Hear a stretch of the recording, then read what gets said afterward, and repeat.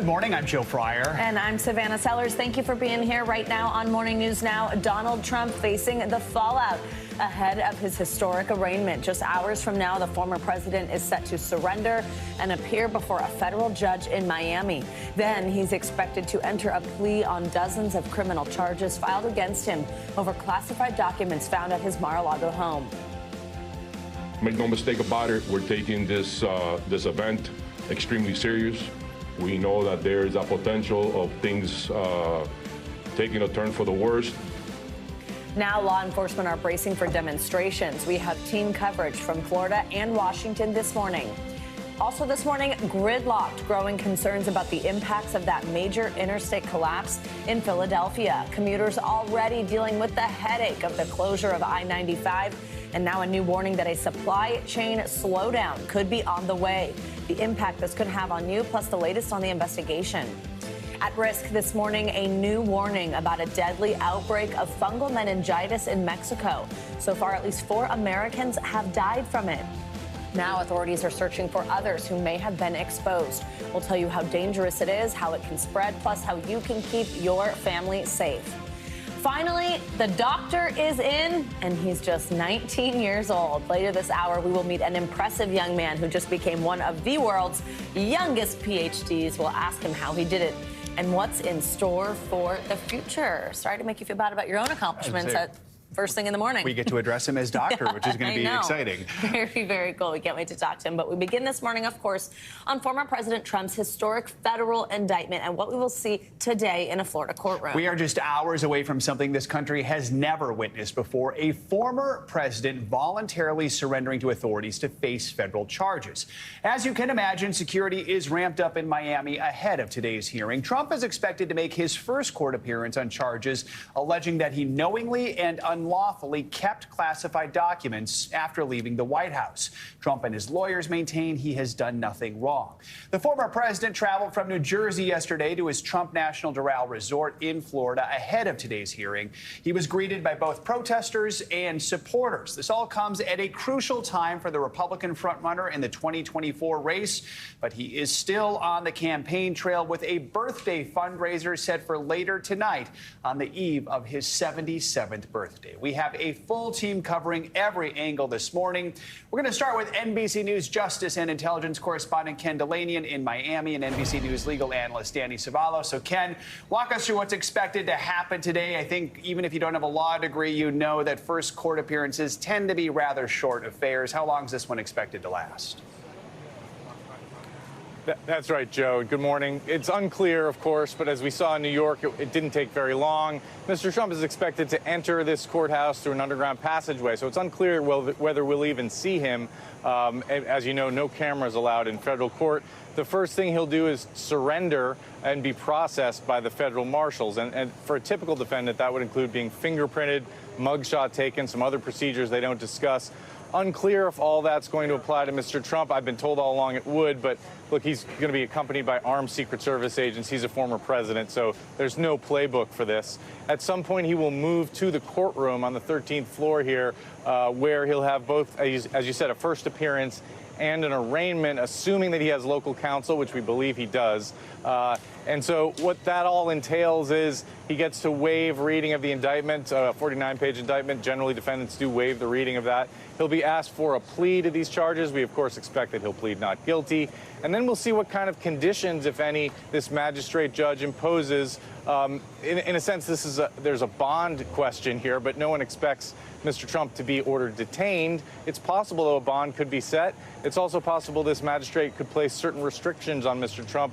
You know, typically federal defendants don't get to savage the prosecution and the court system and the FBI and call their prosecutor deranged without hearing from the judge in the case. Of course, Mr. Trump is running for president, so it's a different situation here. We'll just have to see how this all plays out. But high drama here in Miami, guys. Absolutely. Danny, let's bring you in here on set with us. Ken just said something I want to follow up on there. He said, if he has local counsel, we believe he does. Walk us through the importance of that and what we're kind of looking for here. There's been a lot made of the fact that Trump is heading down to his arraignment without local Florida lawyers. it is not a big deal. This is an arraignment. In fact, hypothetically, the public defender can step in and handle an arraignment. It is as bare bones as Ken just described. It might take less time to happen than it did for Ken to describe what happens at an arraignment, because you waive the formal reading. It's basically an entry of a not guilty plea. Interested to see if there are any conditions placed on him, but this is something that anyone can stand in for. And he doesn't just have anyone going down with him. He has Todd Blanche, who is a very, very experienced, very capable former federal prosecutor. He can easily handle an arraignment, even if he's not the planned ultimate Florida counsel that they have down there. I mean, it's always a good idea to have local counsel in a case like this, but the reality is federal court is federal court. These federal charges and statutes are the same nationwide. Somebody who is experienced in D.C. could easily handle an arraignment in Florida, no problem. Ken, let's talk about the other big part of this story today, which is what is security going to look like for today's arraignment? Are there any worries at all about what's going to happen outside of the courthouse? Well, Joe, of course there are worries, but the FBI and the Department of Homeland Security are reporting that they see no credible threats of organized violence, and that probably explains why, for example, the public street in front of me here, in front of this courthouse, has not been closed off. So the public still has access. There are barriers. There are a lot of security officers and vehicles here, but this courthouse was built to be secure. There are a limited number of entrances, so I don't think the worry is so much around this courthouse. The Miami police have said that they're going to deploy in force today. They do expect protests, and they will try to do whatever they can to tamp down any possible violence. Private analysts who have been looking at pro-Trump social media say there are a lot of people vowing violence and vowing protests, but it's unclear how seriously to take all that. But of course, there is a heightened level of concern. It only takes one deranged person to really make mayhem here. So a lot of people watching, guys.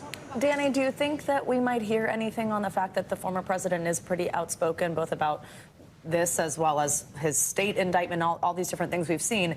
He gave an interview last night to a Boston radio host. He's talked about it on his own social media platform, Truth Social. Will we hear anything about that today from the judge?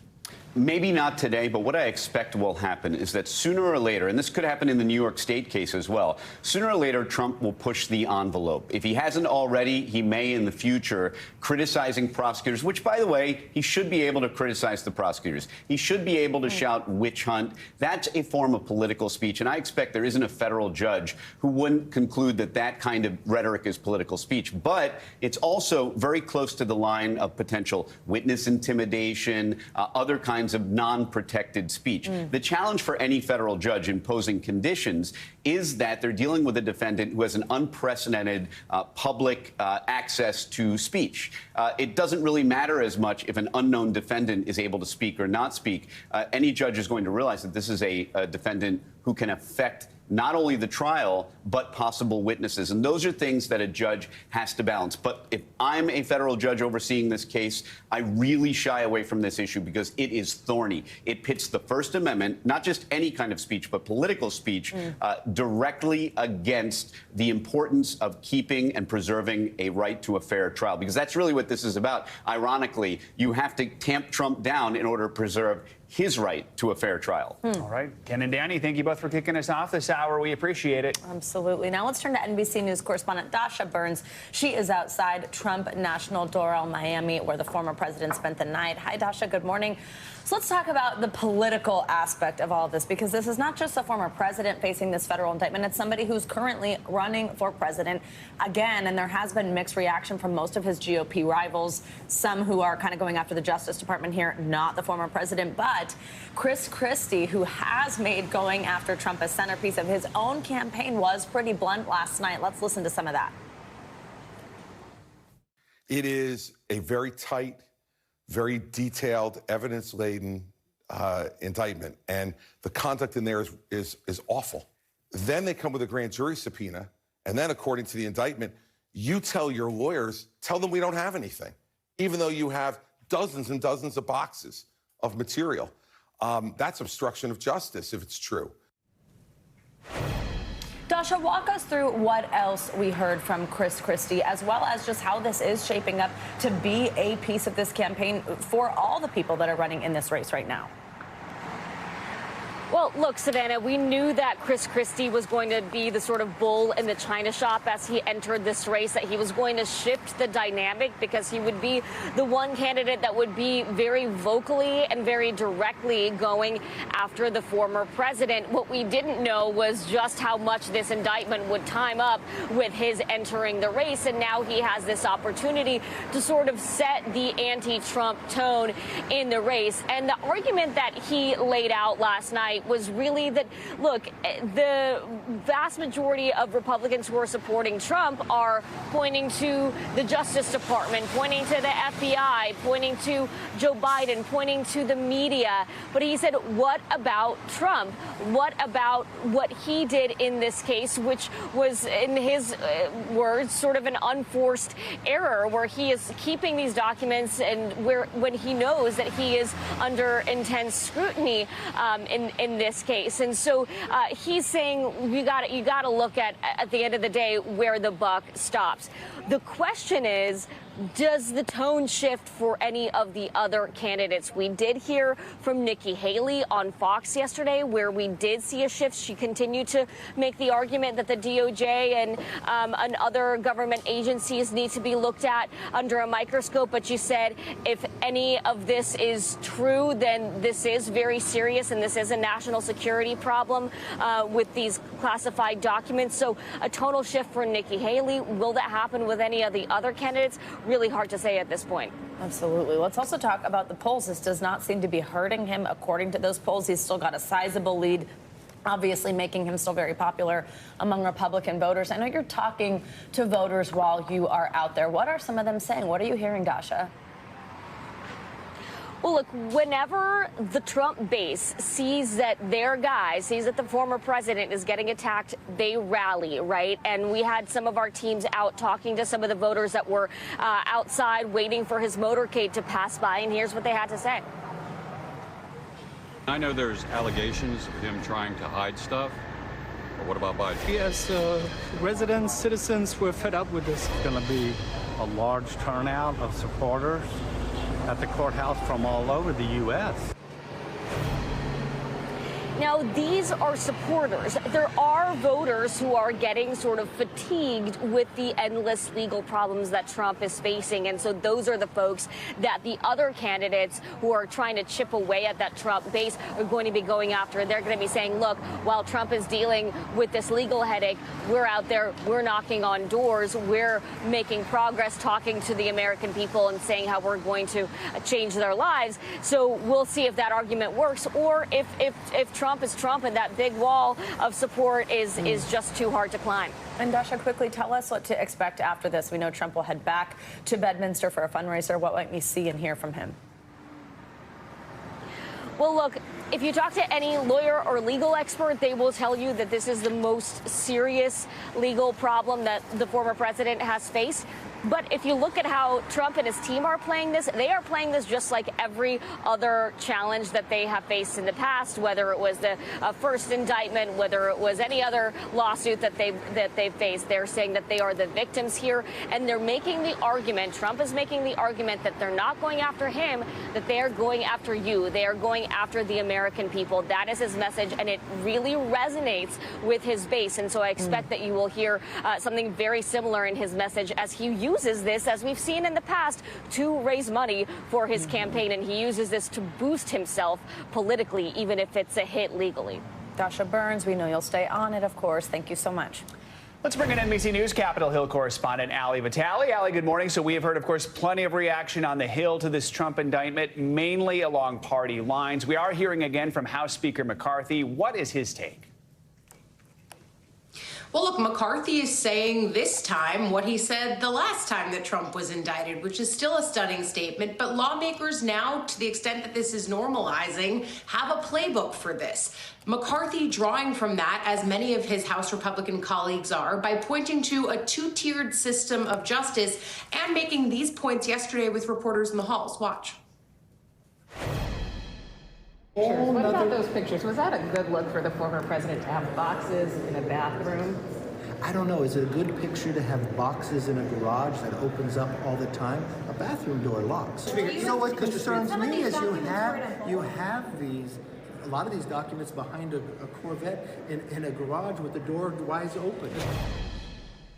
So you're watching McCarthy there, of course, trying to equivocate between what's happening with former President Trump and the investigation that President Biden is currently under for the lesser number of classified documents that were found at his home and and one of the universities that were holding his Senate documents and documents from his time as vice president. But look, that equivocation is part of the point. For Republicans, and what's so interesting about the question that McCarthy didn't engage with there is whether this is a bad look from the former president and the substance of what's actually being talked about here. I think what's striking is that Republican reactions, at least on the congressional side, haven't changed very much before the indictment was unsealed and after the indictment was unsealed. And that's because they're not contending with the substance of it, unlike people like Chris Christie, a former prosecutor himself, who can look at this and see things in it that they point to and say, this could be pretty bad for Trump. I mean, so Allie, McCarthy is certainly not the first Republican to try and draw comparisons between Trump and President Biden when it comes to their handling of classified material. Remind us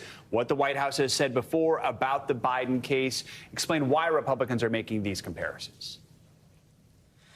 Look, Republicans are making these comparisons because both Trump and Biden had special counsels assigned to them for the finding of classified documents here. It's the same thing that we saw for former Vice President Mike Pence when he was found to have a small number of these classified documents. His case is now closed. The difference here, though, between Pence and Biden and Trump, Pence and Biden being on this side and Trump being on the other, is that Trump did not hand over these documents when repeatedly asked for them. And we see in this indictment at one point, he says that he, A, doesn't want anyone going through his boxes, and then B, asks his lawyer if they can just say that they don't have the documents in question. That is something that prosecutors can look at as obstruction. And it points to the thing that Senator Mitt Romney has said about this consistently, which is he doesn't understand the why here. Why Trump didn't just turn this over, because in some ways that makes this a crisis of Trump's own making. He could have just turned these documents over, which is what the Biden team and frankly the Pence team would say that they did. Allie, very quickly here, what are we hearing from Democrats on the Hill ahead of the arraignment? Very little. And that's because many of them are pointing to this as a process that should play out.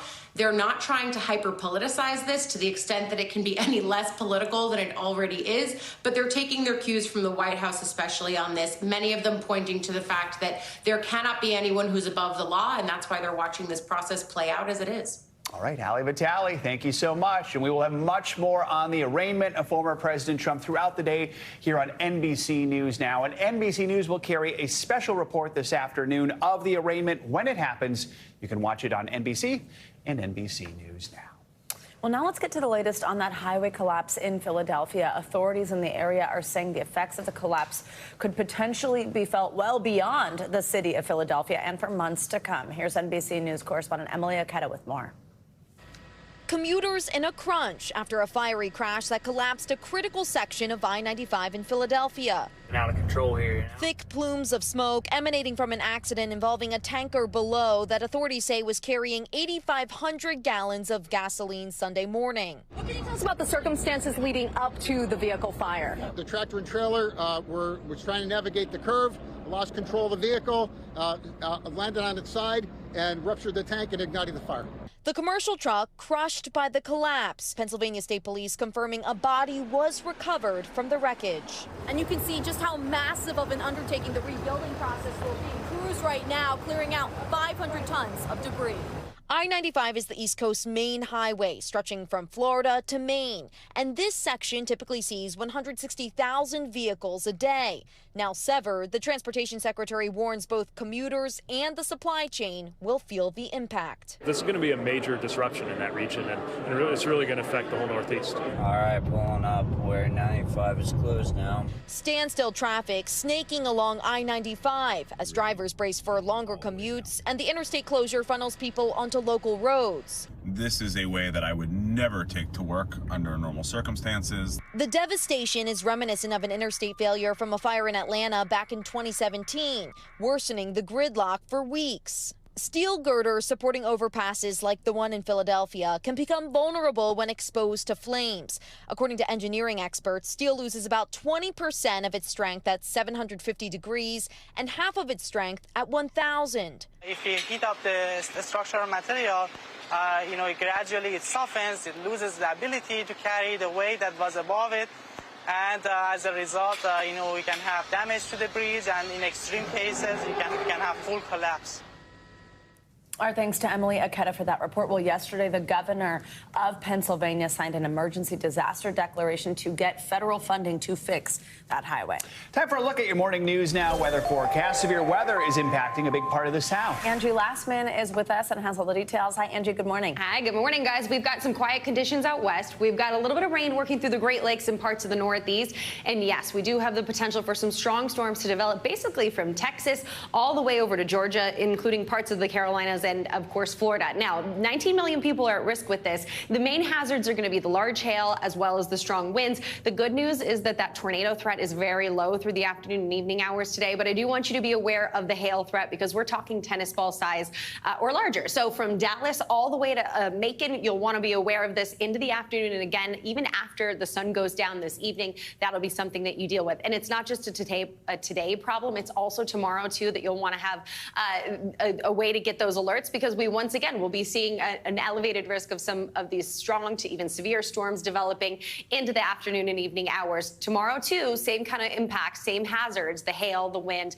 with that tornado threat low, but we can't rule out, of course, an isolated tornado, so just be aware of that. Here's the area for hail that could potentially develop into your Wednesday. Now, this is the system that we're continuing to watch. You can see some of these thunderstorms rolling through into the afternoon hours and evening hours today. It's fairly stationary, but still we'll be watching for some of those showers up near the Great Lakes, but this is the one that really is going to have the rain with it, packing a punch when it comes to heavy rainfall, and that risk for flooding will track into the afternoon and evening hours today and through the next couple of days. Through the Great Lakes in the Northeast, rather, this is just a good kind of soaking rain. We really need it. Part of the drought conditions across this area will hopefully be improved. Maybe an inch in some of the more widespread spots, maybe up to 2 inches in a few spots, but down through the Southeast, a different story. Localized amounts up to 8 inches possible. Wow. It does include places like Montgomery and into parts of Georgia and near Jackson, Tupelo. We could see some heavy rain. So just watch for the flooding concerns. That'll be something that we deal with through the day today.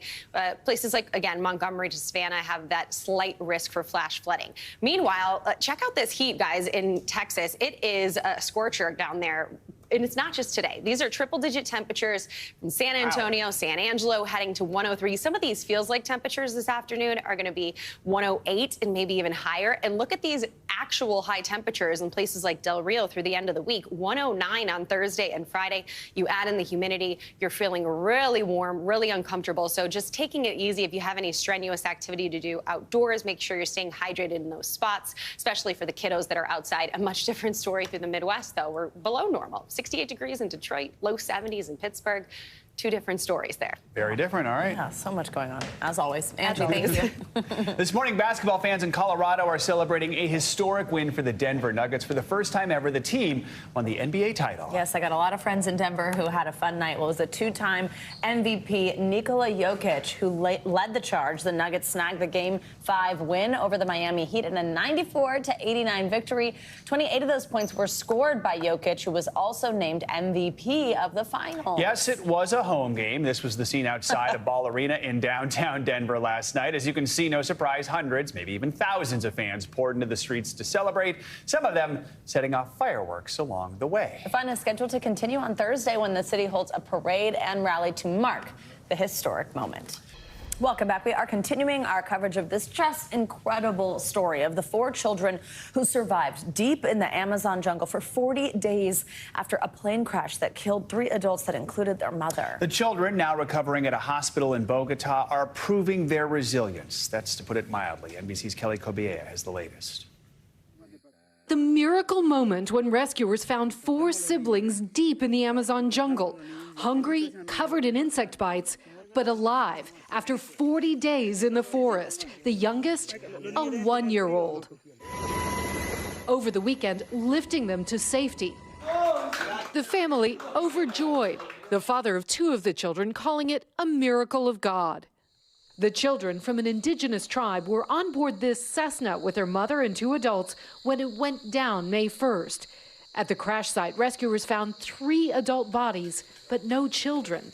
Their mother was alive for 4 days, their father said, telling them before she died they had to leave. For weeks, searchers found clues: half-eaten fruit, small footprints, a baby bottle, tiny shoes. The children's grandmother said the eldest child, 13-year-old Leslie, always took care of her siblings and knew what was safe to eat, reportedly taking cassava flour from the wreckage. Their grandmother's voice blared out across the jungle, telling the children to stay still. Rescuers finally found them near a river using camping gear Leslie took from the wreckage, and say they heard those messages from their grandmother. The children now recovering at a hospital. The director says they're weak, but speaking and drawing. These pictures tweeted by the Colombian military, one saying, "Siempre bendecida," always blessed. Kelly Kobiella, NBC News. What a message there, my goodness. All right, more international headlines now. A massive overnight attack in central Ukraine. Claudio Lavongo joins us now with that and other headlines. Hey, Claudio, good morning. Good morning, guys. Officials in Ukraine said at least 6 people have died after a Russian missile strike hit an apartment building in President Zelensky's hometown. Now, the mayor of the town of Kryvyi Rih said that at least 25 other people were wounded and at least 7 others are still trapped under the rubble.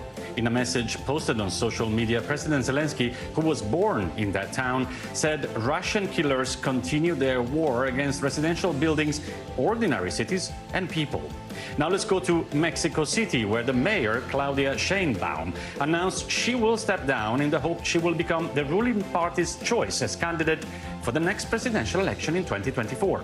The 60-year-old mayor is one of the 2 favorite candidates that will be chosen by Morena, the party of the current president, Andrés Obrador, who cannot seek re-election.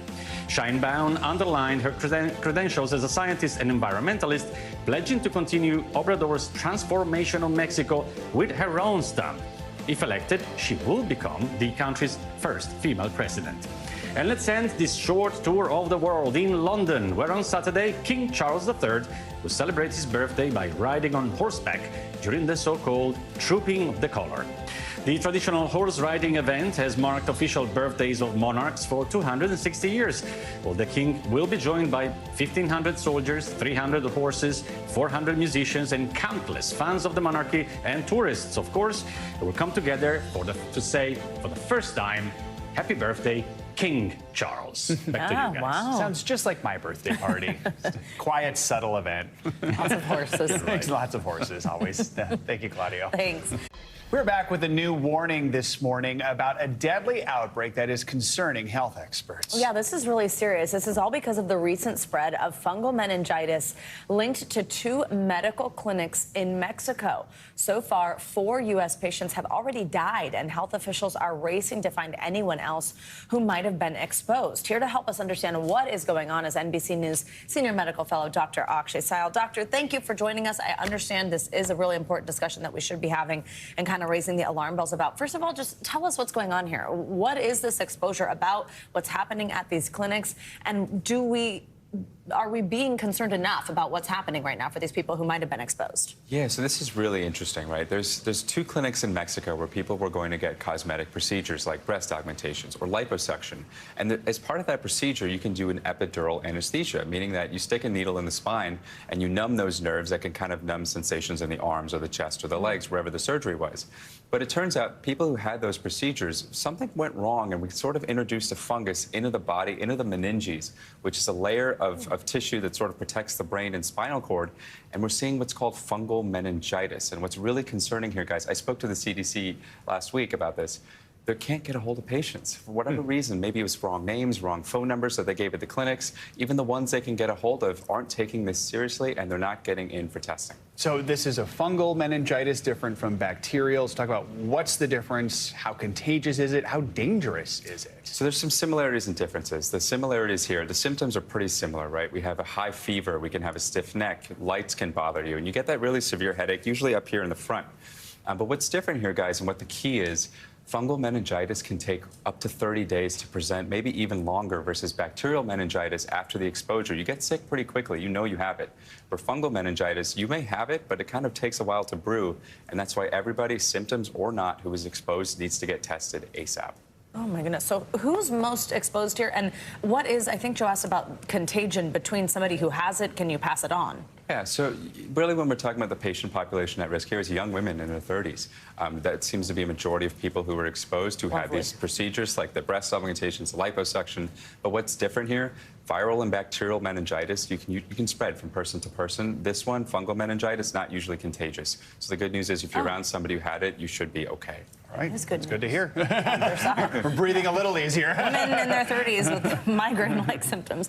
Thank you so much, Dr. Sal. Great to see you. Well, it's time now for our weekly mental health check-in. Today, we're taking a look at the effects of ketamine on treating depression and just why your brain tells you to grab the chips and the ice cream maybe sometimes when you're stressed. Plus, what to do if you're trying to plan the perfect wedding, and that has you at your wits' end. Dr. Soumya Dave joins us now to break it all down for us. Dr. Dave, good morning. So let's start with this ketamine story. It's been hailed as a means for treating depression in recent years. A new study now says that might be overhyped. What do we know here? So researchers looked at 119 articles about ketamine, and now these articles peaked in 2019 when the FDA approved the ketamine-derived nasal spray. And what researchers found is that 37% of these articles had inaccurate statements relating to ketamine's safety, how effective it was, and how long it worked for. Now, we've talked before on this segment about how depression is a leading cause of disability worldwide. So, of course, there's a need for a treatment and a cure. It's also very complex, and ketamine is not the first-line treatment. The long-term effects are still being studied. So it's so important to talk to a qualified provider to figure out the right and safest treatment plan possible.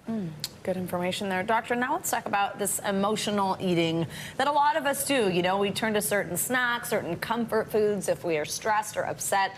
Well, I understand that now we're hearing there is some science actually behind that, how our brains make that connection, seek those things out. Tell us about this. So I love when there's science to explain something that I've done for years and years. Now, we have a part of our brains that tells us when we are full. It signals to us that we don't want any more food. When we are stressed, that part of our brain becomes silenced. And what happens is that we feel a sense of reward when we're eating. So what do? We keep eating. It's a natural cycle that goes on. At the Garvan Institute of Medical Research, a report came out that found that mice who had a high-fat diet gained less weight than mice who had the same high-fat diet and who were stressed. So stress is really that important component here that determines how things go. Always emphasize having accessible, nutrient-dense foods nearby, and also, of course, practicing self-care, prioritizing sleep, prioritizing socialization, and talking to a mental health provider if things feel overwhelming, because stress impacts every part of our bodies. Oh, all good advice. I think Savannah just got stressed out seeing the In-N-Out burgers. That is exactly correct. Sorry to everybody at home who's squawking chips, wings, not helping. Breakfast is going to be a little high-calorie this morning. All right, Dr. Dave, the month of June is seen as the start of wedding season. Trying to plan that perfect wedding can oftentimes take a toll on your mental health and maybe everyone around you. What are some of the ways to prevent that need for perfection from getting unhealthy and hurting your mental health? You know, what's so interesting is perfectionism, this idea of flawlessness, of being able to have no mistakes, that has been going up since the 80s overall. And when it comes to weddings, we have more images than ever of what a perfect wedding looks like, whether that's on social media, photos from loved ones. What I always recommend to a couple is to really go back to your values and then go outward from there. So if you want to talk to your guests, then maybe a smaller wedding is the right fit. If there's a cause that you and your partner are really passionate about, maybe making donations to that cause in lieu of party favors might work better. Also remembering that this is not a competition. Everybody makes mistakes, and you're here to celebrate a relationship and also the bonds you've made with your families and communities. So shifting that focus can also help a little bit when it comes to those really high standards. Great perspective. And instead of putting all that time and effort into food, just serve In-N-Out burgers and you'll be good to go. One of my best friends did that, and it was the best wedding meal I've ever had. There you go. There all you right. go. Dr. Soumya Dave. Thank you. We're back with financial headlines and some good news for Apple. Silvana Hanam joins us this morning with that and other headlines for us. Hey, Silvana, good morning. Hey, Savannah. Hey, Joe. Good morning to you. Yeah, so Apple is nearing another historic milestone after the stock closed at a record high yesterday, just a week after the company unveiled its new mixed reality Vision Pro headset. Now, Apple's market valuation is just a stone's throw away from $3 trillion. The stock is up about 40% this year, outpacing gains in the tech-heavy NASDAQ 100 index. And analysts say it's not just the headset that's driving up Apple's value. They also predict sales of the upcoming iPhone 15 and Apple Services business will further boost shares. Chocolate lovers could soon experience a bitter aftertaste. Prices are up 14% in the past year, according to Nielsen IQ, and they could rise further due to lower supplies of cocoa. Now, prices of cocoa hitting a 7-year high last week, and it's the El Nino weather phenomenon is forecast to bring lower rainfall and powerful winds to West Africa, which is home to a large portion of the world's cocoa crops. And Netflix is in talks to live stream a celebrity golf tournament this fall. The Wall Street Journal reports that it would feature professional golfers from the series Full Swing and Formula One drivers from Drive to Survive. Now, it would be Netflix's first live streaming sports event. The company's first live event was a Chris Rock comedy special in March.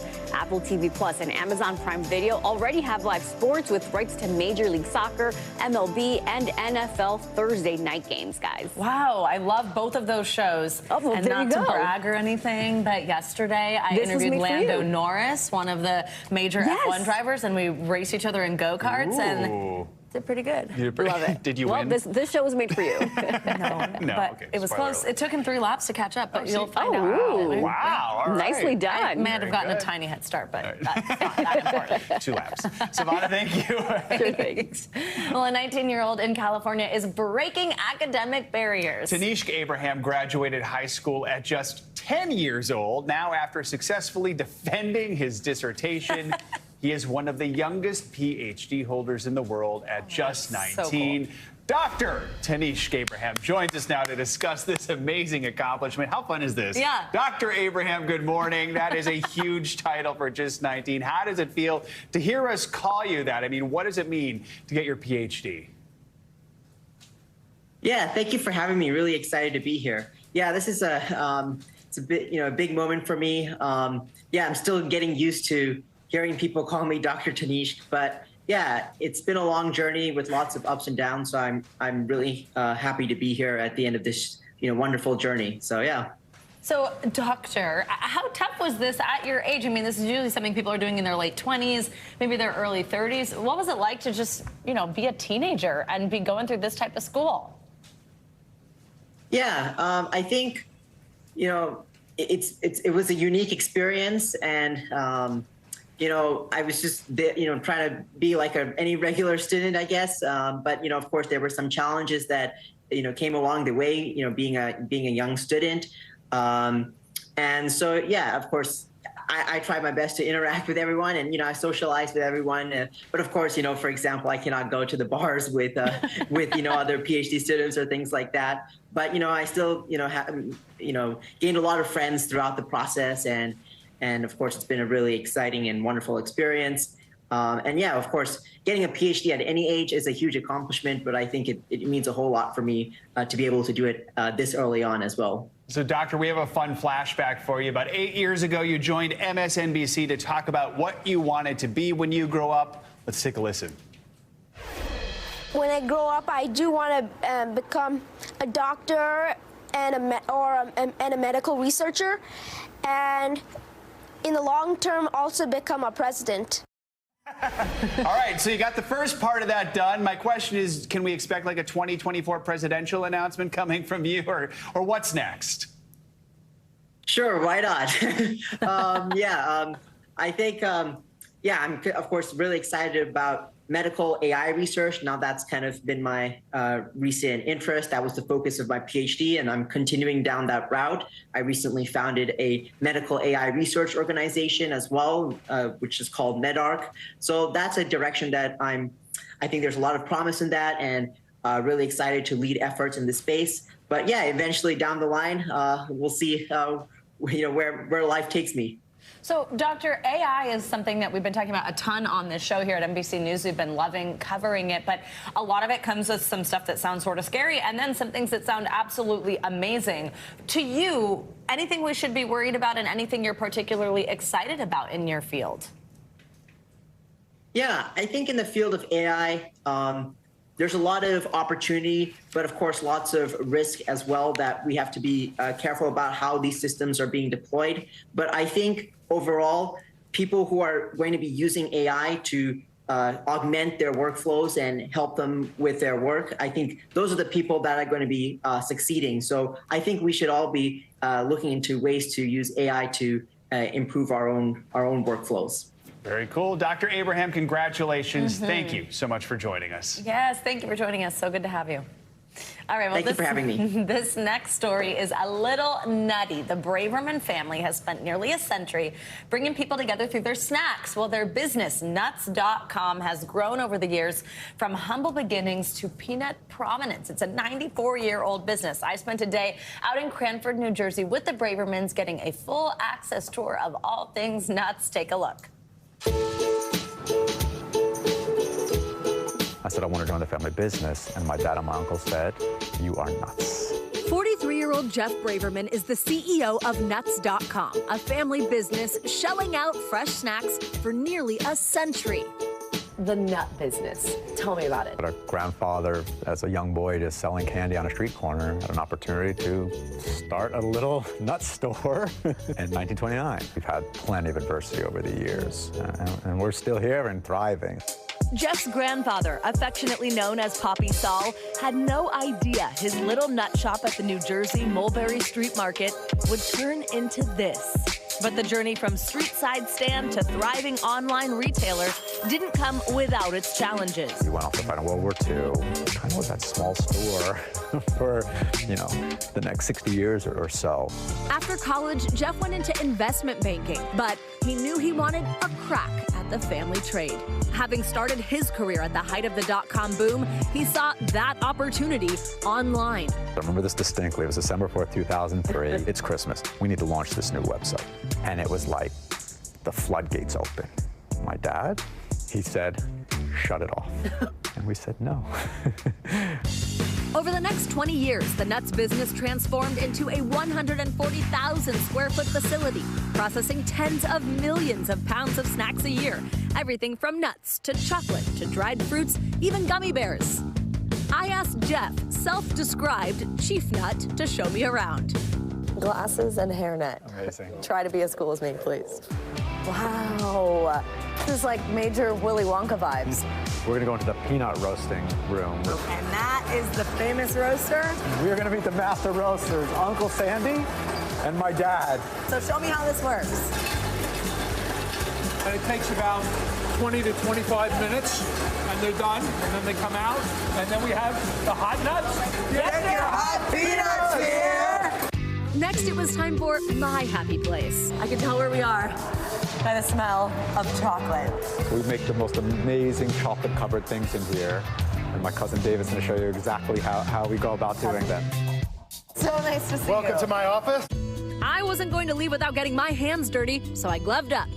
These are our freshly roasted almonds. Okay. We bring them in direct from the growers, roast them in-house, and then we cover them in chocolate. And you slowly ladle some in.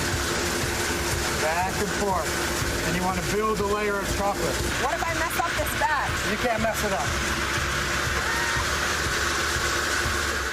Just one batch of almonds takes hours through this old-fashioned process. And so this is what you call each one a work of art? Yes. I believe it.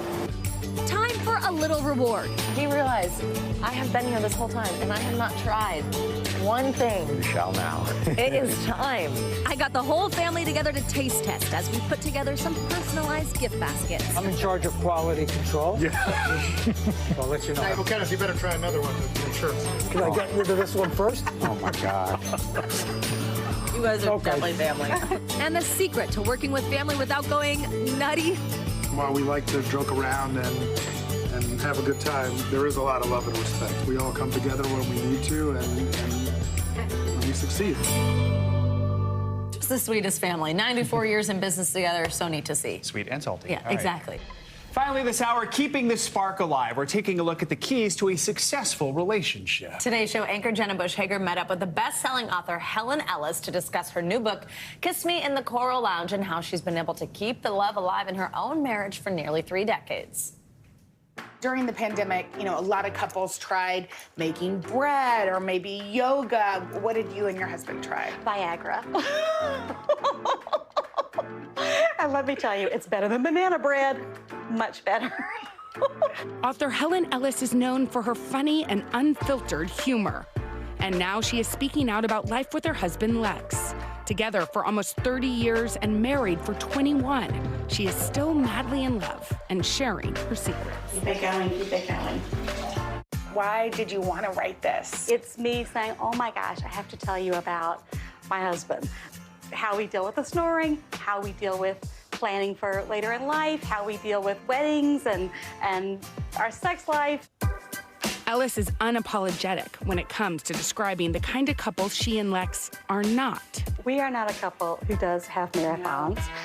We are not a couple who wants to come and stay in your guest room. No, y'all decided you're not a couple that has children. That's right, we are not a couple that has children. She says that's a formula that works for them. Ellis named her new book, Kiss Me in the Coral Lounge, Intimate Confessions from a Happy Marriage. The Coral Lounge is the room in her New York City apartment where she and her husband hunkered down during the pandemic, and where she realized once again in this special place, all their own, how much she loved her husband. It's like there's a million different ways to live. Yeah. And we don't have to live the way that everybody lived before us necessarily. No, and that's the Coral Lounge. This is the second bedroom that does not have children and does not have house guests. We painted the apartment when we were 45. That was the real decision of, okay, we're gonna have a 2 living room apartment. It reminds me every time I step in here that we made. Y'all made the best decision. We made the best decision for us. Ellis isn't afraid to go against the norms. She rejects the notion that marriage is work and considers it more like play, ensuring the fun always remains. It seems like humor is sort of a cornerstone, a North Star of who you are, but also of your relationship. It really is. My attitude towards my marriage is the same attitude I have towards writing these pieces, and that's be funny, be honest, and be kind. That's my rule. This is from, I think, 2017. You made this Valentine's? We made these together. Ellis writes about the traditions she and Lex have created over the years, such as foregoing gifts and instead opting to make handcrafted Valentines to each other. It feels like you find joy in the smallest moments, like the little parts of life that really are life, It's true, joy is small, romance is small. The most romantic thing that my husband does is every year he gives me a piece of paper with a number on it. And the number is the days that we've been together. One night I got home from traveling, and Henry, my husband, had put a little Post-it note and he drew 2 ships. And then he wrote 2 ships passing ... Oh, I got all excited. I know. But you're right that marriage doesn't need to be filled with grand gestures. We don't do Christmas gifts. We don't do birthday gifts. The marriage is the gift. Her stories filled with everyday life, the habits, the problems, the solutions, something so many of us can relate to. Well, almost. Every story, I was like, oh, I see myself here. I see myself right here. I see a friend right here. And I haven't, except for the Viagra part. Yet. Our thanks to Jenna Bush Hager for that reporting, while Helen's book, Kiss Me in the Coral Lounge, is out today. That does it for this hour of Morning News Now. But the news continues right now.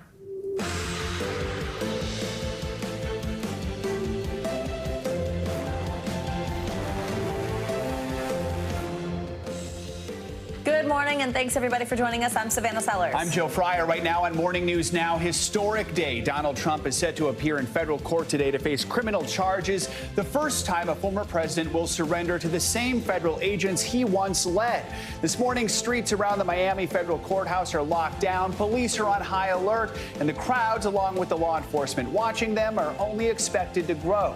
We're in South Florida with the last-minute preparations and what we can expect is the most high-profile defendant in American history history prepares to appear before a judge.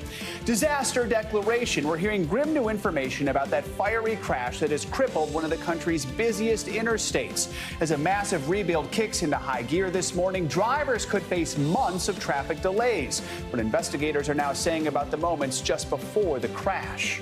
Remarkable rescue. Dramatic new video shows the moment 4 children were found deep in the Colombian Amazon 40 days after their plane crashed. Now the children are starting to share what happened. We'll have more on what their mother's last words to them were and how the oldest child was able to help keep her siblings alive. And final spin. After more than 4 decades, Wheel of Fortune host Pat Sajak says he's ready to retire, but not before one last spin of the wheel.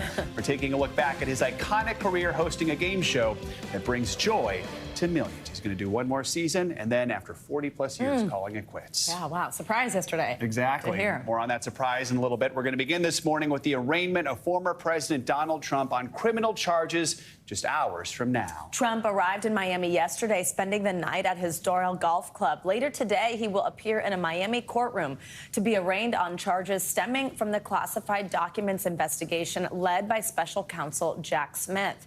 That investigation shifted into high gear last August when the FBI discovered dozens of boxes containing marked classified documents scattered inside Trump's Mar-a-Lago home. Well, Trump is now facing 37 counts, including 31 counts under the Espionage Act.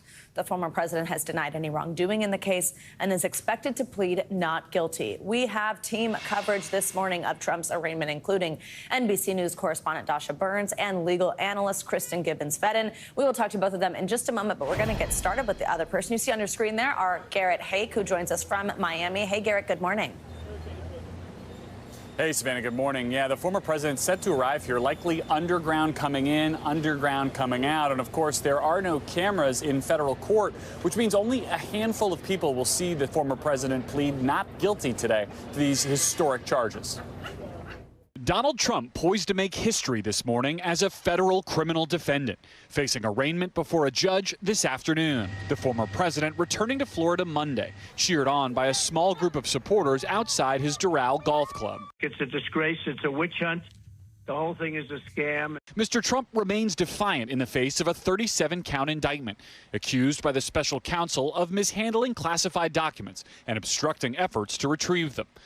According to the indictment, the material included top-secret information about weapons capabilities of the U.S. and foreign countries, U.S. nuclear programs, and potential U.S. military vulnerabilities. Our laws that protect national defense information are critical to the safety and security of the United States. Mr. Trump on social media attacking his indictment as, quote, strictly third world, and vowing, if elected, to appoint a real special prosecutor to investigate President Biden, an appointment a president has no power to make directly. Republicans, including House Speaker Kevin McCarthy, largely rallying to Mr. Trump's defense. The idea of equal justice is not playing out here, and so that's a real concern to all Americans. But some of Mr. Trump's Republican presidential rivals say the charges are serious, including former New Jersey Governor Chris Christie. The conduct in there is awful. And we're in a situation where there are people in my own party who are blaming DOJ.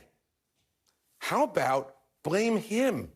He did it. And Mr. Trump's former UN ambassador, Nikki Haley. If this indictment is true, if what it says is actually the case, President Trump was incredibly reckless with our national security. It's a full circle moment for Mr. Trump, who in 2016 relentlessly attacked Hillary Clinton for storing classified emails on a personal server, arguing it disqualified her from the presidency. In my administration, I'm going to enforce all laws concerning the protection of classified information.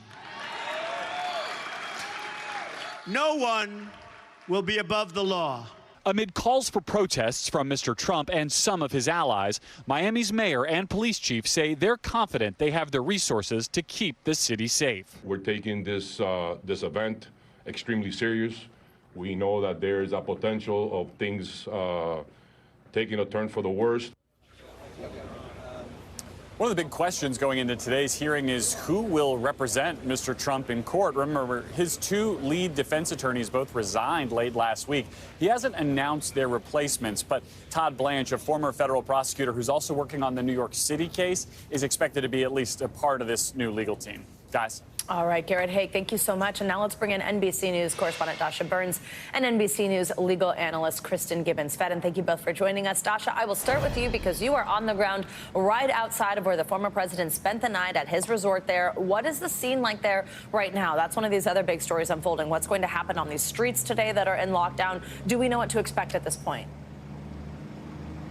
Well, Savannah, right now, right here where we are, things are pretty quiet this morning. We don't expect to see a whole lot of activity right here until a little bit later, where we do know that there will be some protests at the courthouse. We don't know what the scene is going to look like. It's unclear how big the crowds will be. We know officials are preparing for a range of possibilities here, and they don't expect a mass sort of aggressive, violent protest. But as we know, it only takes one lone person to cause a scene or to cause some chaos or a dangerous situation. So everyone is on high alert right now. We don't expect to hear from the former president until he heads back to Bedminster later today. But I will be keeping an eye on my inbox, because if it's anything like the last time he was indicted in that New York case, we do expect that he will be fundraising off of this. And last time around, I received a flurry of emails seeing him trying to sort of rally support around the indictment. And already this morning, we received an email that said this indictment is election interference. So again, legally and politically, these are sort of two separate issues for the former president. Politically, he's really using this to rally support, Savannah. Kristen, let's bring you in here and talk about something that's been kind of bubbling up as a point of conversation here. According to the Washington Post, Trump spent yesterday afternoon looking for a Florida lawyer to join his defense team. So there's no confirmation yet that he's found one. He traveled from New Jersey down to Florida with an attorney of his, but looking for this local lawyer. This has been an issue for Trump in the past, hiring and then retaining lawyers. But tell us why he needs to find a lawyer for this court appearance, why he's looking for one in Florida. What is this about? Well, it can be based on a number of factors. You know, when we look at Trump's pattern with lawyers, including Michael Cohen, Evan Cochran, Donald Trump really isn't in the market for a lawyer. What he really is in the market for is a human shield. So that's really going to make finding an attorney really challenging, which is even further complicated by the fact that he also has to find an attorney who's local, so knows the judges, and can gain favor that way. But then also an attorney who specializes in national security to really help navigate those charges that he's facing under the Espionage Act. And that's a really niche field. And the pool of available talent is already limited. And then you add Trump's notorious reputation to the mix, and you're really left with even fewer attorneys who even would be willing to accept the risks of taking him on as a client and the harm to their own reputation and the scrutiny that they would receive.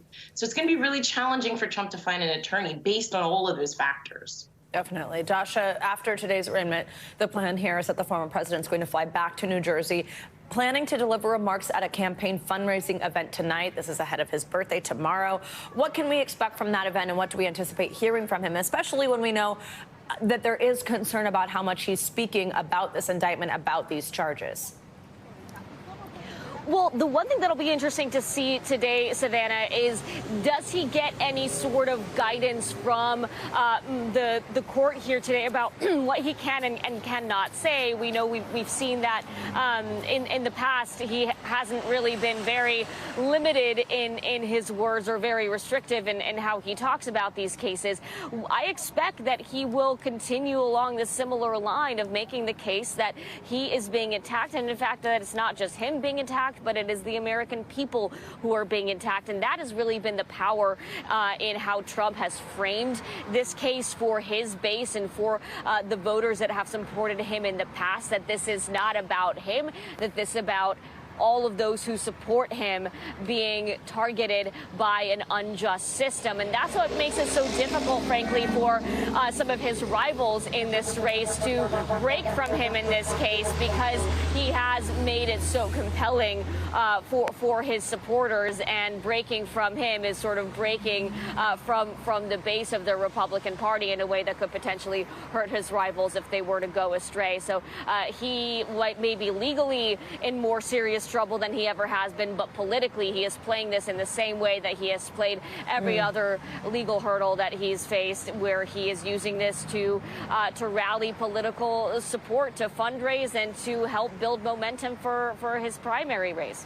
Yeah, and to that point, Dasha, after we saw the indictment here in New York, those state charges, we saw that fundraising bump after the president sent out those emails, things like that. Kristen, I also want to ask you about something we haven't been talking about as much, but will be appearing, is expected to appear anyway, alongside the former president at today's arraignment. This aide, a former military valet at the Trump White House, also facing these charges. Walk us through what he's looking at, and if it's possible that prosecutors could offer him a plea deal. Yeah, he's looking at those same charges as Donald Trump: the obstruction of justice, the false statements, and the hiding and concealment of these classified documents as more of a conspiracy charge. And, you know, with any plea deal, the question really is going to really boil down to whether the prosecutor is willing to offer enough incentives to make that defendant forego his or her constitutional right to a trial. And in this case, and in any case where there is someone charged with something related to Trump, the question really is going to be whether the prosecutor's incentive can outweigh any of Trump's perceived incentives, right? The case against Walt Nauta is really supported in this case by substantial evidence, you know, including text messages, photographs, corroborated details of his involvement in moving those boxes. And that strong evidence suggests that the prosecution may not necessarily need to offer him any type of plea deal. And if they do, his credibility could be undermined by the false statements that he gave to the FBI during the interview, if in fact the allegations in the indictment is true. But I think one of the most important things is to look at how Trump has rewarded his loyal members by pardons and clemency, and certainly if he has any expectation of winning the presidential race, Nauta may not want to consider any plea deal. So, Dasha, quickly before I let you go, just walk us through what's next. I think people are wondering, look, he's on a presidential campaign right now, being arraigned today. What does this mean? Well, that's exactly it. Look, he's going to be looking for a lawyer, as we talked about, and he's also going to be campaigning at the same time as he's dealing with now not just one, but two indictments. So he's going to be on these parallel tracks of politics and legal issues, and how he juggles those two things, and how he either, keeps them separate or very much melds the two together will be important to watch. And for his legal team, kind of a scary thing to watch if you're his lawyer, and seeing how he may or may not cross that line in terms of saying things that maybe you don't want to say very publicly at a time when you are under intense legal scrutiny, Savannah. Dasha, thank you so much. Kristen, thank you so much. We appreciate you both diving in on this on an important day. And we're going to have much more on the arraignment of former President Trump throughout the day here on NBC News Now. That includes a special report this afternoon when the arraignment is actually happening. So be sure to keep your TV, your screens, your computers right here. Well, the United States Central Command says 22 service members were injured in a, quote, helicopter mishap that occurred last Sunday in northeastern Syria. NBC News Chief International Correspondent Keir Simmons has the details. Hey there, good day to you. The U.S. military is calling it a helicopter mishap this past Sunday, resulting in injuries for 22 service members. U.S. Central Command, which oversees operations in the Middle East, said the injuries were of different degrees and added in a statement, the service members are receiving treatment for their injuries and 10 have been evacuated to higher care facilities. The cause of the incident, this statement says, is under investigation, though no enemy fire was reported. And that could be a crucial detail because in late April, the Army ordered a temporary aviation stand down after a spate of domestic helicopter crashes in training missions, resulting in at least 14 soldiers being killed. These are early days, so we can't say this latest crash is connected, but it will surely be top of mind as the military investigates what caused this. All right, Keir Simmons, thank you very much. Now, the latest on that highway collapse in Philadelphia. It has officially been declared a disaster, and authorities in the area are saying the effects of the collapse could potentially be felt well beyond Philadelphia for months to come. NBC News correspondent Emily Aketa joins us now from Philly with the latest. Emily, good morning. Joe, good morning to you. Well, we now know it was a deadly incident. Authorities recovering a body from the wreckage, and family members say it was the man behind the wheel of the tanker that crashed into the interstate behind me. As for the ripple effects we're seeing from this road closure, already major impacts on commuters, travel, and commerce. This morning, a massive rebuilding process kicking into high gear after that tanker crash engulfed I-95 in Philadelphia, reducing the northbound lanes to rubble. Surveillance video showing the fiery collision, and now officials revealing new details about the moments just before it. From what we understand, the tractor and trailer was trying to navigate the curve, lost control of the vehicle, landed on its side, and ruptured the tank and ignited the fire. The crash considered an accident? Yes. Authorities confirming they've recovered a body from the rubble. They've yet to identify the individual, but family members say it was Nathaniel Moody, a husband and father described as an experienced truck driver. His older sister called me and she said, Ike, she said, the state troopers just left Teresa in Jersey, and they told her they pulled the body from the truck. The commercial truck had been carrying 8,500 gallons of gasoline, fueling intense flames, hot enough to compromise steel girders supporting the roadway. 160,000 vehicles rely on this section of I-95 each day, a main transportation artery now severed for weeks, if not months. Pennsylvania's governor officially declaring the scorched thoroughfare a disaster, and AAA warning the disruption could have a sweeping impact across the region. This is going to have a ripple effect in terms of how people travel, how truckers deliver things, how people get, north and south of here on their summer vacation, their summer road trips. Snarled traffic already snaking through the Philadelphia area. Here you can see the traffic is really building up and really going all the way down, as commuters brace for the long road ahead. And crews are working around the clock. On the ground here, you can see just how much progress they've already made over the past 48 hours on the northbound side. But the rubble is about to multiply. Officials say that fiery crash was so hot it also compromised the southbound lanes, which now need to be demolished over the next couple of days. We're also learning that Transportation Secretary Pete Buttigieg will be on the ground on site here in just a few hours, surveying this massive undertaking. Joe and Savannah. All right, Emily Aketa, thank you. Well, an investigation is underway after one person was killed and several others were hurt when their tour boat capsized. It happened yesterday in a cave along the Erie Canal in upstate New York, east of Niagara Falls. First responders pulled people out of the water after those first calls for help came in.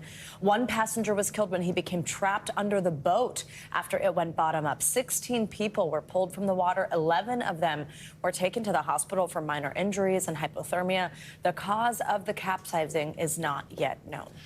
New details this morning on the story we've been following of the Utah mother who wrote a children's book on grief after her husband died, only to later be accused of poisoning him. The latest development, a judge denied bail to the mother of three during an emotional court hearing. NBC News correspondent Erin McLaughlin joins us now with more on that. Erin, good morning. Good morning, Joe. Eric Richins passed away in the couple's bedroom in March of 2022. His wife, Corey, was arrested last month, charged with aggravated murder. And this morning, she remains behind bars after a detention hearing featuring dramatic accusations from a member of her late husband's family. I may be naive, but I never knew evil like this existed. If Corey was in fact willing to kill Eric for money, who's to say that what she will not do? Amy Richins, Eric's sister, pleading with the judge to deny bail in an emotional victim's impact statement. Please protect what Eric put his life on the line for, his three boys.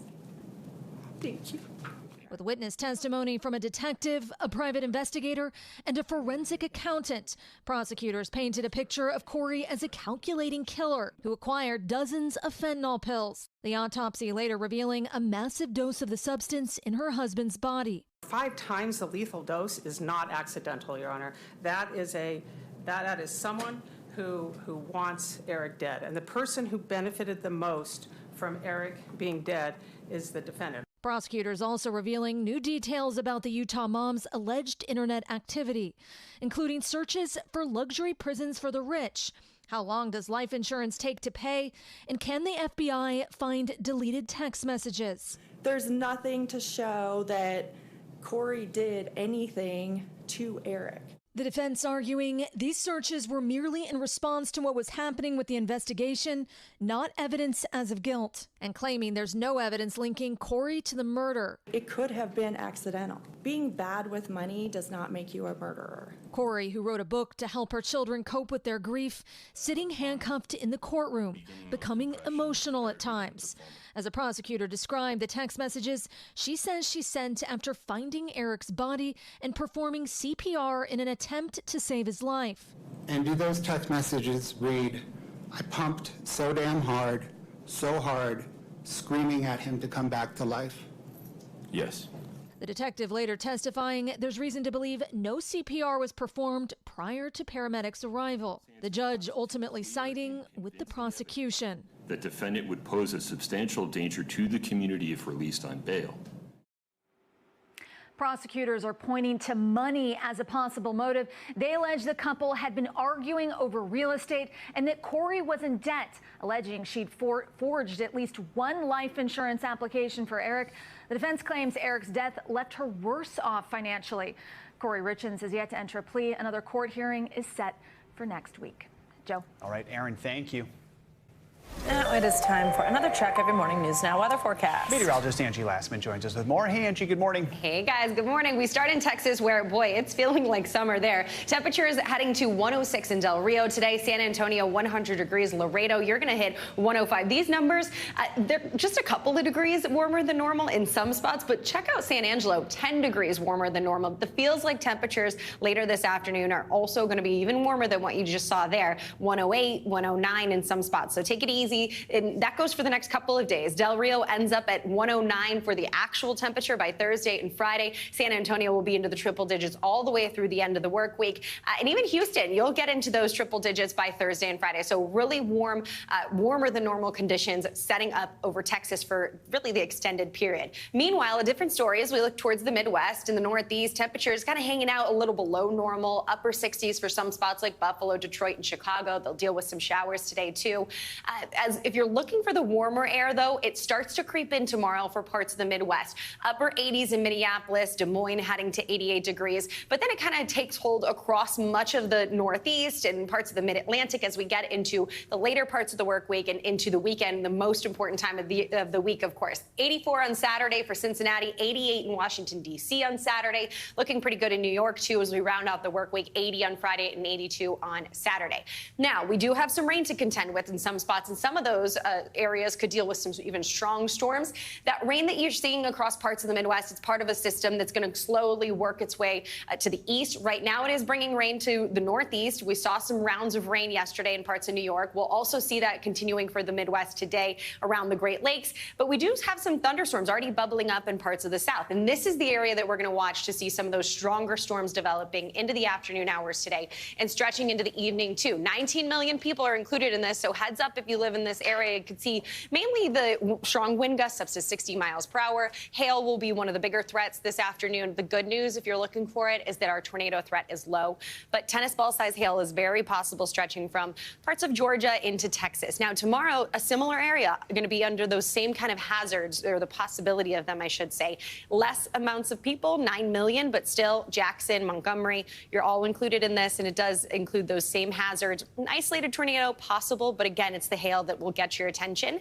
And the rain. We'll have some heavy rain working through. It actually doesn't look like it is quite as impressive as it initially was, guys, but still we could see some widespread amounts of maybe 3 inches up to 5 inches. So we will have some localized flooding on the table for folks as we get into the next couple of days. So just a heads up with all of that. All right. Watch out for that hail. Angie, thank you. We are back now with more on that remarkable story of the 4 children who survived 40 days in the Amazon jungle. They were the only survivors of a deadly plane crash, living off of fruits, nuts, and just sheer will. NBC News foreign correspondent Kelly Kobea joins us now with the latest on this just remarkable story that we cannot get enough details on. Kelly, good morning. It's so true, Savannah. And now we're learning more about how the children survived from the children themselves. They've been telling relatives about how they hid in tree trunks to escape from snakes and other animals in the jungle, and how they used what they found in the wreckage of the plane to help keep them all alive. This morning, the 4 siblings who survived 40 days deep in the Amazon jungle are slowly regaining their strength at a military hospital and talking about the moment they were found last Friday by a team of military and indigenous searchers. The eldest girl, 13-year-old Leslie, was carrying her 1-year-old sister and holding her other sister's hand. They ran to hug me, and Leslie said, "I'm hungry," the searcher says. The Cessna carrying the 4 siblings and their mother crashed deep in the Amazon forest May 1st. It took 2 weeks to locate the wreckage. Searchers found 3 adult bodies in the plane, but no children. The father of the 2 youngest children says the eldest told him their mother was alive for 4 days and told her children before she died that they had to leave. Their grandfather says they stayed by the plane, surviving on the 3 pounds of cassava flour they traveled with. And eventually, when no one came to help, the siblings started walking. For weeks, searchers found clues: half-eaten fruit, small footprints, a baby bottle, a tiny pair of shoes. Their grandfather said Leslie fed her 1-year-old sister baby formula until it ran out, then only water. The other siblings surviving on berries and seeds they found in the jungle. Their family says the kids heard this recorded message in their grandmother's voice, telling them to stop moving. The children finally found just in time. Their grandfather saying Leslie was too tired to walk. The children now playing with each other, reading and drawing pictures, the hospital director said, including these, thanking the military and indigenous search teams. One picture with the words "Siempre Bendecida," always blessed. And the relatives of these children say that their ancestral knowledge passed down from their grandmother really was key to helping them survive. But one searcher also says that Leslie was really smart, that she took camping gear, a flashlight with batteries that still worked, and an empty water bottle, all from that wreckage when they started walking, using that water bottle to fill up with water when they were close to a water source, always staying close to a river, and even creating a makeshift shelter with some of that camping gear to protect them. Savannah, just incredible details. And this morning, the hospital director says all of the children are in good spirits. Oh, Savannah. That is such good news. Just an incredible story, Kelly. Great details there. Thank you so much. All right, whether wine is good or bad for you is a topic that has been debated a lot over the years. Well, today we have some good news, assuming you like wine. Exactly. If you're a wine drinker, that's right. Doctors are now saying light to moderate drinking can help keep the stress away, and then that can lead to better heart health. NBC News senior medical correspondent Dr. John Torres joins us now with this incredibly good news. Who's impacted in this study? And remind us what moderate level of drinking is. And that's the important part. The other important part is it's alcohol. So it's not wine, it's not beer, it's not whiskey, it's alcohol, the alcohol content itself. And over the years, like you mentioned, it's been controversial. It's gone back and forth as to whether it can be healthy for us, light to moderate or not. And part of it has been saying, okay, the supplements in there, the flavonoids that are in there, the different antioxidants, those are what are helping us out. But this study's saying, no, that's not what's happening. Instead, what's happening is it is actually affecting our amygdala. And the amygdala is part of the brain that basically gives us our stress response. And so when we get stressed during the day, the amygdala dictates how we respond to that. Alcohol, in the study they found, would actually dampen that response and so keep those stress levels under control. Light to moderate, 1 or less drinks a day for women. 1 drink a day for women. For men, 1 to 2 drinks a day is considered light to moderate. So when we think, I've had a long day, I just am going through a breakup, whatever is making you upset, and you're like, I just want a glass of wine to take the edge off. That's real. And that's real, and that's what's happening here. And what they found is they looked at over 50,000 people. It's the biobank that Mass General Brigham has. And they looked at 50,000 people. Of those, they took about 750, and they actually did CAT scans on their brains. Wow. And they found that those that that were light to moderate drinkers of alcohol, the amygdala reacted less. It had less of a light up in that CAT scan showing it wasn't reacting quite as much. And over time, they also found out that it's not just while they were drinking, because we think, okay, we take a drink for a couple hours, I'll have stress under control, but it was throughout the day. It acted on the amygdala. Even if you drank it in the evening, it acted for the next, 24 hours or so. And so it really helped out in that case. Obviously, we have to be clear, drinking alcohol can come with health risks, especially if it's too much. So how do we weigh the positives and negatives? And that's what the researchers, a lot of experts, myself included, say we want to make sure that those caveats are in there. Drinking is not something, and they're saying, don't start drinking because of this study if you don't drink before. If you do drink it light to moderate, then, take some belief in that, okay, this could possibly help out. If cardiac events are your problem, if you have a family history of cardiac issues or cardiac risks. On the other hand, if you have cancer risks in your family or you yourself are at higher risk for cancer, then no, any amount of alcohol can be a problem. So you want to be careful there. So again, you have to weigh your own health risks, your own health issues, and whether this might be able to help you or not. But they are saying, don't go ahead and start drinking. But if you are drinking, this could help out. The other thing the study is showing us is that stress response, how we respond to stress, is the important part. And so they're hoping they can take this data and say, okay, let's find ways you can respond. We know exercise, meditation, those types of things can help us, but is there some other way we can find a way to help? Because that can get it better off and better under control. All right. Dr. John Torres, thank you so much. Appreciate it. Welcome back. This morning, floods are devastating Cuba. The island nation was hit with record rainfall, destroying homes and critical crops. And as a result, the military is evacuating thousands of civilians to dry ground. NBC News correspondent Guad Venegas has more. A flooding emergency in Cuba turns deadly. Raging water sweeping through homes, leaving communities underwater, thousands evacuated, and at least one person killed. The military using helicopters in some areas to rescue families, including women and children. They warned us before, but we didn't want to leave, and now we had to get out, said this man after he boarded one of the military helicopters. Others, like this elderly couple, rescued on boats from their homes. Cuba's central and eastern areas are the most affected after a weekend of heavy rain causing rivers to overflow. Over 400 rural communities affected by the flooding. We're trying to save everything we can while helping neighbors, said this man. Official media reporting some 10,000 homes have been damaged and more than 7,000 people have been evacuated. Days of rain have left the ground saturated with water, with dams at capacity, and the forecast indicating more rain may come in a country where the needs are overwhelming. Lack of food, lack of medicine, lack of gasoline, which affects aid to any part of the country right now. The flooding already damaging over 2,000 acres of crops, including fruits and vegetables, vital to help with those food shortages. Added disasters such as flooding or hurricanes, and it becomes almost unbearable for the Cuban people right now.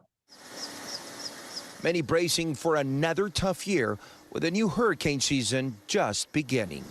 Guad Venegas, NBC News. All right, let's get you some more international headlines now with breaking news out of central England, where a suspect has been arrested for the murders of 3 people. NBC's Claudio Lavanga joins us with that and other world headlines. Claudio, good morning. Good morning, guys. Well, the police in the UK say that 3 people have been found dead in the streets of Nottingham and 3 others were found injured elsewhere in the city after they were hit by a van. Now, the police believe the incidents are linked and said a man was arrested on suspicion of murder and is now in custody. Detectives are trying to establish what happened, but said the investigation is still in the early stages. Now let's go to Pakistan, where more than 80,000 people are being evacuated as a powerful cyclone is expected to make landfall on Thursday. According to officials, the cyclone named Bipar Joy will bring sustained wind speed of up to 84 miles per hour, with gusts up to 93 miles per hour. The cyclone is expected to make landfall on the coast of the southern Sindh province, where experts predict up to 12 inches of rain and 12 feet high storm surges, which could inundate low-lying settlements. And let's end this short tour of the world in Seoul. The capital of South Korea is celebrating the 10th anniversary of the foundation of BTS, the country's and perhaps the world's most famous K-pop band.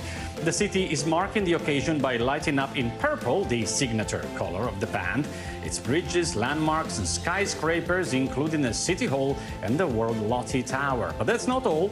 Today, the post office starts issuing stamps marking the anniversary, and on Saturday, fireworks will explode over the Han River Park. How about that? Wow. I can't believe it's been 10 years. I can't believe they're getting their own stamp. Like the Queen. Very cool. Claudia, thank you so much.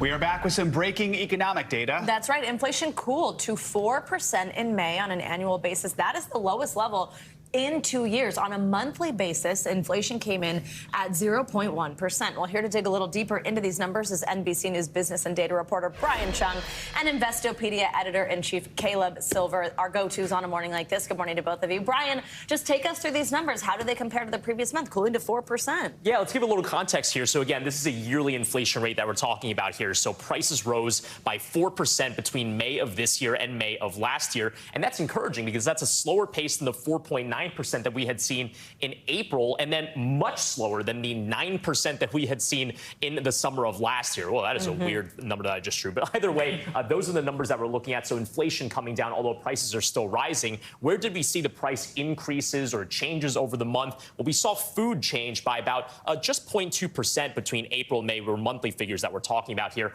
Energy actually declined 3.6% as gasoline prices were very much closely in view over the last month. And then shelter, this is the cost of just putting a roof over your head. Think mortgages and also rent, increasing by 0.6% between April and May. So things like just living and also food remaining more expensive, although we did get some encouraging signs on energy costs declining between those months. So, Caleb, let's get your reaction to this. We know the goal is down. How down is this? Yeah. This is down. This is the slowest pace in 2 years. Remember, the Federal Reserve wants inflation close to 2%. We're getting there just very slowly. Very encouraging signs here, especially in that shelter number. The food costs are still high, especially food at home. But meats, poultry, and fish, the things that were so expensive earlier this year, they've come down a lot. It's the breads, the cereals, the bakery. That's costing a lot of money right now. So I would say go carb-free for a little while if you want to save some money. But a very encouraging number here, getting closer and closer to that 2% number. Fed meets tomorrow. Big decision coming. This just gives them more ammunition to pause on those Fed rate hikes. Money and diet advice. I was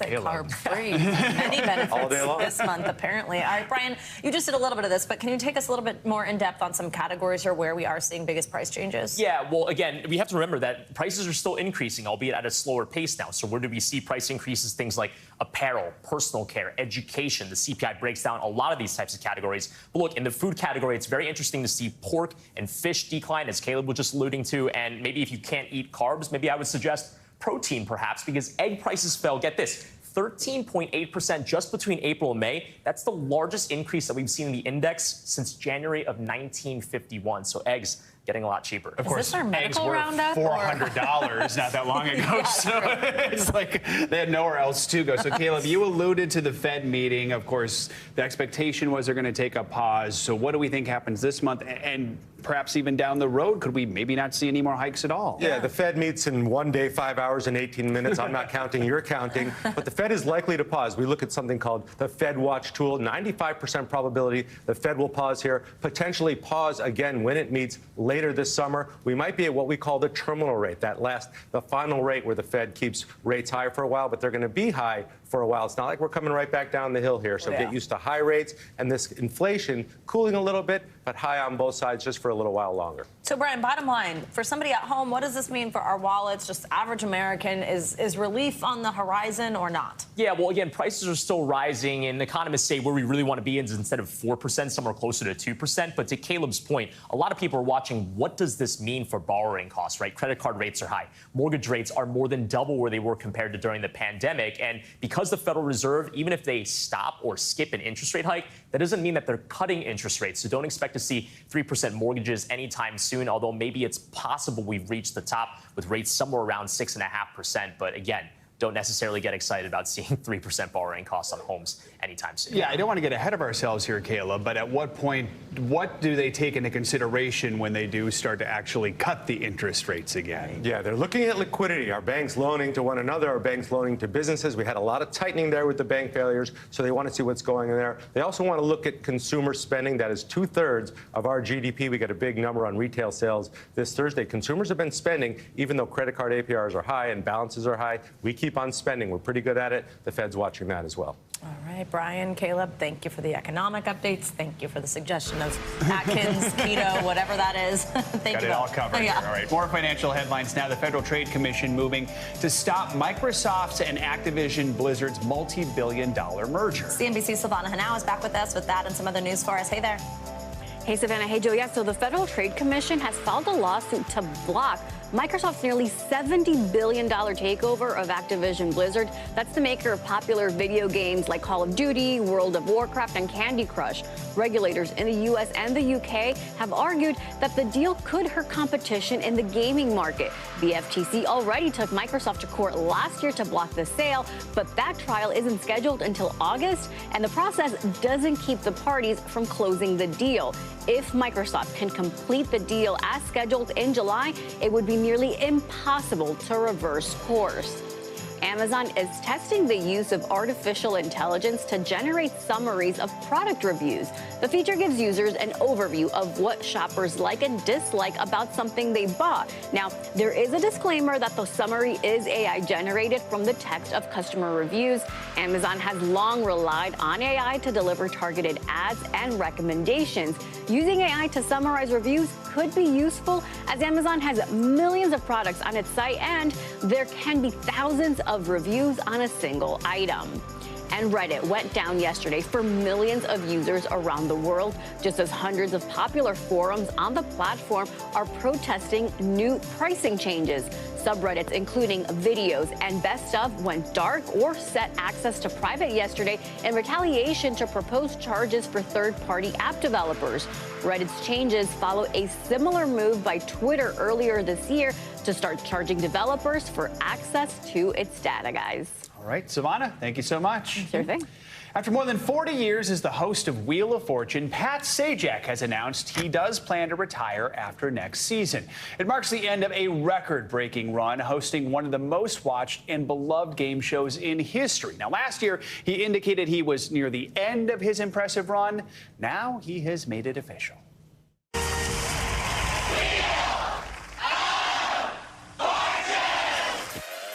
For the last 4 decades, Pat Sajak, along with his longtime co-host Vanna White, have brought humor. I'm the quintessential loquacious quizmaster, so. Heart. Want some money? Yes. Yes, she does. Good old-fashioned fun into millions of American homes. Thank you. Vanna, it's our 40th season. Can you believe it? I can't believe it. In a tweet late Monday, Sajak writes, "Well, the time has come. I've decided that our 41st season, which begins in September, will be my last. It's been a wonderful ride." It was 1981 when the show's first host, Chuck Woolery, handed the reins over to Sajak, who helped make Wheel one of the longest-running and most successful syndicated game shows of all time. Sony, which owns the show, says it draws more than 26 million viewers a week. Sajak has won 3 Daytime Emmys for Outstanding Game Show Host and won a Lifetime Achievement Award in 2011, along with the late Jeopardy host Alex Trebek.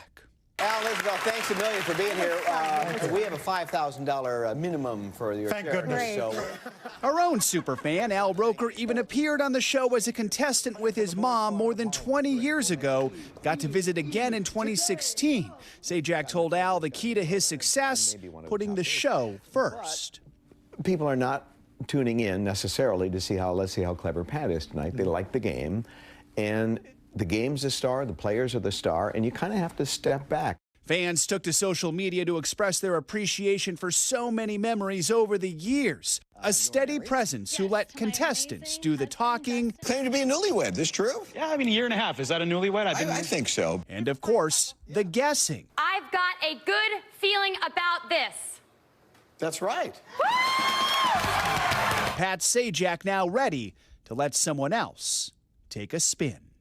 So who will that be? Well, no word yet on who's going to take over as host when Pat Sajak steps down. Sony did say in a statement they look forward to celebrating his outstanding career throughout the rest of this upcoming season, and that he has agreed to continue as a consultant for a few years after he leaves. So he'll have his fingerprints on it in a little bit. Yeah, it's going to be intriguing to see how they do this. Certainly. I've already been seeing some guesses online, so Exactly. we'll have to see. I wonder if they're going to do the celebrity thing like Jeopardy did. We'll have to wait and see. Welcome back. Well, last month, French fashion house Dior unveiled this very chic wetsuit with a $3,300 price tag. Well, now, Dior has released the ultimate accessory to go with it. A $10,500 surfboard, handcrafted in France from sustainable materials. It's got fins, leash, a cover, and display stand, and of course, it's got a diamond tail. Joe, I know you like to, shred the gnar, so maybe this is for you. I don't even know what that means. You don't actually use it, right? I mean, I assume you put it in a case and stare at it. Right. All right. Great. Father's Day is coming. The perfect segue to our next story, the documentary that's streaming just in time for Father's Day. It's called How Do You Measure a Year? It's an Oscar-nominated film that chronicles a simple birthday ritual between the director, Jay Rosenblatt, and his daughter. He has interviewed her every year on her birthday from the age of 2 to 18. Today, anchor Jenna Bush-Hager has their story. Hi. Hi. My name is Ella. Test. Okay, let's start. And look at the other. A birthday ritual that began when Ella Rosenblatt was 2 years old. Every year, me and Dad film together.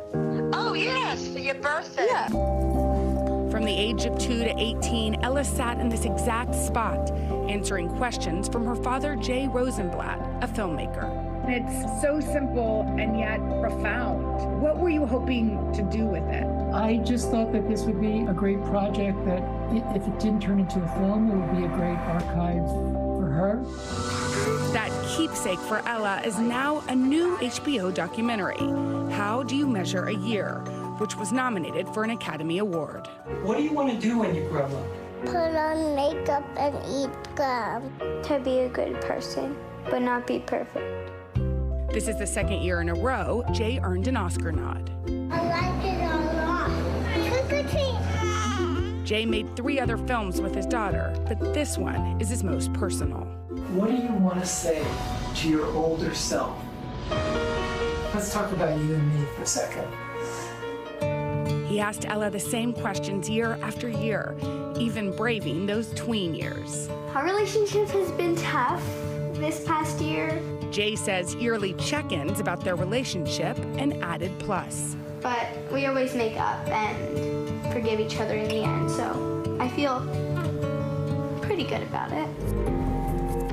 Part of the magic is watching his baby grow up right before his eyes. What is power? I don't know. What do you think it means? What does power mean? Power means, I don't know. Feel my muscles. Power is being yourself. That takes a lot of power. What else, as a father, when you watched it back, came to mind? How amazing a person she is and how much I love her. Ella, as a parent, it goes by so fast. So part of my motivation in filming her is just to hold on to it as long as you can. What would you say about who she's become? I think she's become who she has always been. She's just an older version of her. She's just a wonderful being. I feel so lucky. Thanks to Jenna for that report. Rosenblatt earned his second Oscar nomination for How Do You Measure a Year, which will debut tomorrow on HBO. You can also stream it on Max just in time for Father's Day. Oscars. Wow. Oh. That is awesome. That does it for this hour of Morning News Now. But the news continues right now. Stick. Thanks for watching our YouTube channel. Follow today's top stories and breaking news by downloading the NBC News app.